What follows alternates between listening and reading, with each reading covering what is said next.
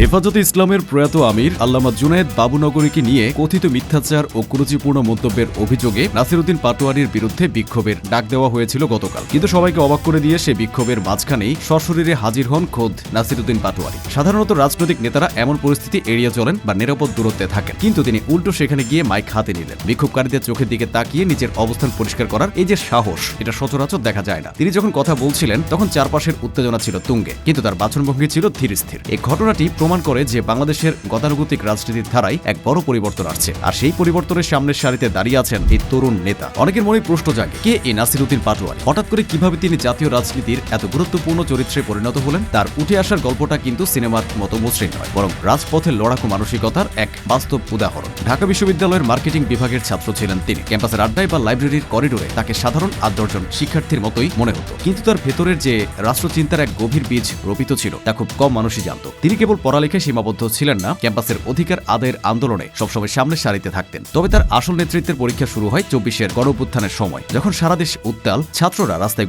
যাচ্ছে, তখন পর্দার আড়াল থেকে কৌশল নির্ধারণ এবং রাজপথে সরাসরি নেতৃত্ব দেওয়ার মতো কাজগুলো সমানতালে করে গেছেন তিনি। জুলাই বিপ্লবের সেই দিনগুলোতে নাসিরউদ্দিন পাটোয়ারী ছিলেন এক অবিচল নাম। কোটা সংস্কার আন্দোলন যখন সরকার পতনের এক দফা দাবিতে রূপ নিল, তখন তিনি লিয়াজু কমিটির অন্যতম সদস্য হিসেবে গুরুত্বপূর্ণ ভূমিকা পালন করেন। তার কাজ শুধু স্লোগান দেওয়া ছিল না, বরং আন্দোলনকে এক যৌক্তিক পরিণতির দিকে নিয়ে যাওয়ার জন্য নীতি নির্ধারণী পর্যায়ে তিনি কাজ করেছেন। তার মেধা এবং সাহসের সংমিশ্রণ তাকে দ্রুত ছাত্র সমাজের কাছে জনপ্রিয় করে তোলে। তার রাজনীতিতে আসার ধরনটা প্রচলিত নেতাদের মতো নয়। তিনি কোনো বড় রাজনৈতিক পরিবারের সন্তান নন কিংবা টাকার জোরে রাজনীতিতে নামেননি। জাতীয় নাগরিক কমিটির মাধ্যমে তিনি তরুণ প্রজন্মকে এক ছাতার নিচে আনার চেষ্টা করছেন। তিনি এমন এক রাজনৈতিক বন্দোবস্তের কথা বলছেন যেখানে সাধারণ মানুষের অধিকার নিশ্চিত হবে, যেখানে বিচারহীনতার সংস্কৃতি থামবে না। তার স্পষ্টবাদী কথাবার্তা তাকে খুব দ্রুতই আন্দোলনের কেন্দ্রবিন্দুতে নিয়ে এসেছে। তিনি যখন টিভিতে টকশোতে কথা বলেন কিংবা কোনো জনসভায় ভাষণ দেন, তখন তার কথায় তথাকথিত পলিটিক্যাল ক্যারেক্টনেসের চেয়ে সত্য বলার প্রবণতা বেশি দেখা যায়। এ কারণে তরুণরা তাকে নিজেদের প্রতিনিধি হিসেবে ভাবতে শুরু করেছে। তার ব্যক্তিগত জীবনযাপনও অত্যন্ত সাধারণ। ক্ষমতার কাছাকাছি থেকেও তিনি নিজেকে